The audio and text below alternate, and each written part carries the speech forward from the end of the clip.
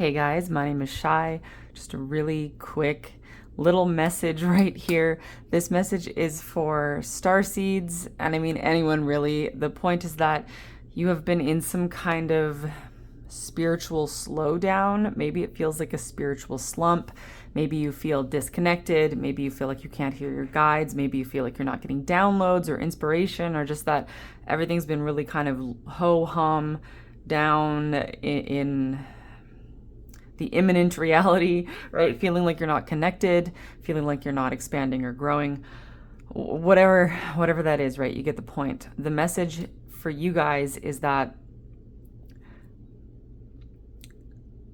kind of spiritual work, which includes interdimensional communication, downloads, all of that kind of like, anything that runs a lot of energy through your body, right? It is actually slowing down for the time being, but this is not a bad thing. This is a very, very, very, very good and important thing. And it's also just part of a bigger cycle, because you're coming out of a period where you were really overworked, like overworked in the physical human world, maybe, but essentially your light body was being overworked. You were doing too much spiritual work, like too much channeling, too much mediumship, too many downloads, too much communication, too much like energy processing, too much emotional processing, right? Too much inner work, too much shadow work, even too much spell casting for some of you.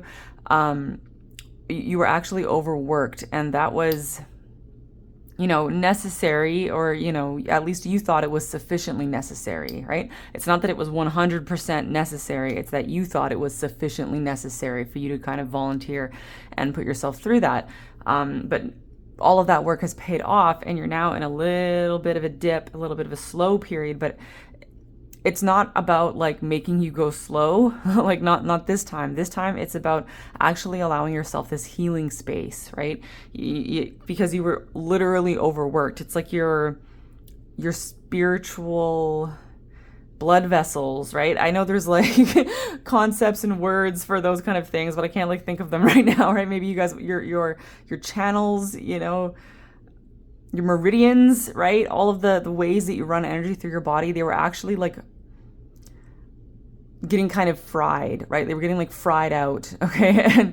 And those like they need a minute to recover. And in order to do that, you need to have less energy running through them, right? Like just like your digestive system, if you need your digestive system to heal, sometimes, depending on what the problem is, sometimes you need to stop digesting something. Right? You need to have your digestive tract cleaned out so that it can heal. It's kind of what's going on with your energetic highways, right? Needing to take all the cars off the highway so that you can repave the road. And this is all being done internally. So it's really this time about your healing, and then actually utilizing you for what you were actually made for, like what you're actually here to do. You weren't actually here just to be used as this like massive energy channel. Okay, you weren't meant to be like a truck driver, actually. Like you were someone who carried energetic freight, and you weren't meant to be doing that forever, right? Not forever, just for a little while, right? Just for a little while. So you're going through a little bit of a slower phase to go through that healing and upgrading period. And then when things pick back up for you, you're going to be being utilized with what you actually enjoy and what you actually are good at, and kind of what you signed up for, what you were meant to be doing, right? It's time for you to be able to be more specialized, and it's time for you to, take on the jobs that you actually get a lot out of and that are really beneficial and interesting to you, right? Because you can be just as helpful that way doing what you like. You can either be completely helpful doing something you dislike, or you can be completely helpful doing something you do like, right? That's the only difference there. The level of help will still be the same, and really the level of help that you contribute, or the amount of energy that you contribute, it can actually be more when doing something that you love, because then you're generating more love energy. So you're actually a more powerful channel of energy when you are doing something that you love versus something that you think you should be doing because it's useful for someone else, or helpful to someone else, or of service to someone else, right? You're actually more useful creating more love energy by doing something that you love. So that's what's up. That is what is up.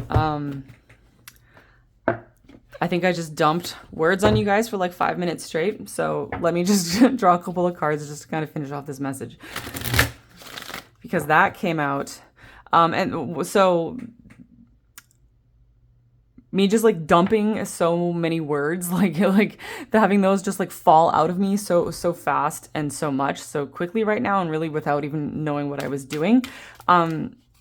Things are going to become more like that. So even though you're going to be channeling like less consistently, right? You'll be channeling less consistently. You'll be doing your inner work and all of your interdimensional communication and mediumship. You'll be doing that less consistently. Okay. And what does less consistently actually mean? Less consistent just means you don't know how long it is between places. So sometimes it'll be happening more often and sometimes you'll be doing it less often.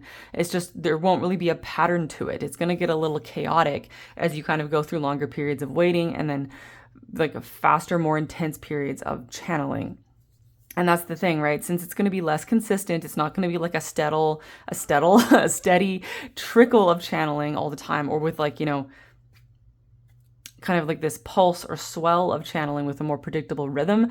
You're going to be going through these periods of allowing it to just completely overtake you. And then when you are channeling, it's going to be way, way, way, way, way more intense and like overcoming and immersive and more powerful, right? It's just channeling at a more impactful vibration. It's not even about being a higher vibration. It's a more impactful vibration. The vibration creates more ripple effects. It's like it's louder. Okay. In terms of sound, it's literally just louder. It's a higher amplitude. Is that the word? Correct me if I use the wrong physics word, but so because of that, just know it's going to be more of like this turbulent kind of really, really on and then off for an indeterminate period of time, and then really, really on really intensely and then off for an indeterminate period of time. I'm not going to be able to predict how these flows go. So because of that, your flexibility and your patience and your understanding of divine timing will really help you move through this with as much joy as you can possibly summon. Yeah, okay, so we didn't really need to know this, right? A change is in the wind. So that's what I'm talking about, how like you're moving into this chaotic period where things are of high intensity and then low intensity, like high intensity at random periods of time and then low intensity for indefinite periods of time. Like just as in, we don't know how long those are going to last. Oh. So someone is really confused about why certain things are unfolding in their life. I mean, that's not really that insightful of a thing to say, right? I'm sure that's everybody a lot of the time, or most of us most of the time, right? What if why is not a useful question to ask? What if, okay, if you gotta understand, what do you actually get out of asking why? What do you actually get out of asking why? How is that question useful to you? How does it benefit you? How does it help you move forward? How does it help you get to where you want to go, right? It's really about this, okay? It's about this. And does asking you why, does it help you really rapidly and quickly move through a problem so you can get to your solution and get where you want to go? If presuming that's what you want, right? Or does asking why completely distract you from anything pragmatic, anything practical, and just get you caught up in internal agonies? Then you gotta ask yourself, why even ask why? Okay, why even ask why? Like, could asking why? Now this is a strange thing for me to hear coming out of my own mouth. Okay, me from 10 years ago is kind of rolling over in her grave, hearing what is about to come out of my mouth. But what if asking why is the result of like negative programming? Right? What if like I used to think that asking why was the most divine thing I could do? I wouldn't have used the word divine, but at this point I can't think of a better word, right? I used to think that asking why was the most divine, the most human, the most conscious thing I could do. And right at this very second, kind of getting the energy from this card, I'm kind of wondering, why did I ever think that way? Because asking why has it has so often just caused me pain, right? And it didn't help me even get out of the pain. It just prolonged the pain. It even created the pain, right? Why was like a pin parting your flesh and just tearing a big hole and like making a big why pit. I mean, not all of the time, right? Not all of the time, not all of the time. Sometimes asking why, just like anything, right? Everything has a purpose. Even poisons, even toxins have a purpose. And it's not that why is necessarily toxic all of the time. Maybe it's just that we are allergic to it, or we haven't developed a tolerance for it, or we like don't have the enzymes to break it down. Like, you know what I mean, right? So this isn't even really meant to be an attack on why. It's just maybe our use of why, and just kind of getting realistic about what we're actually doing to ourselves when we're asking this question, right?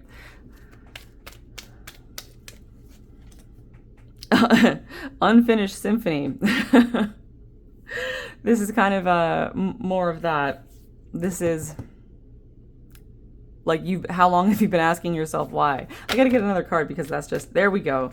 You gotta light the spark, right?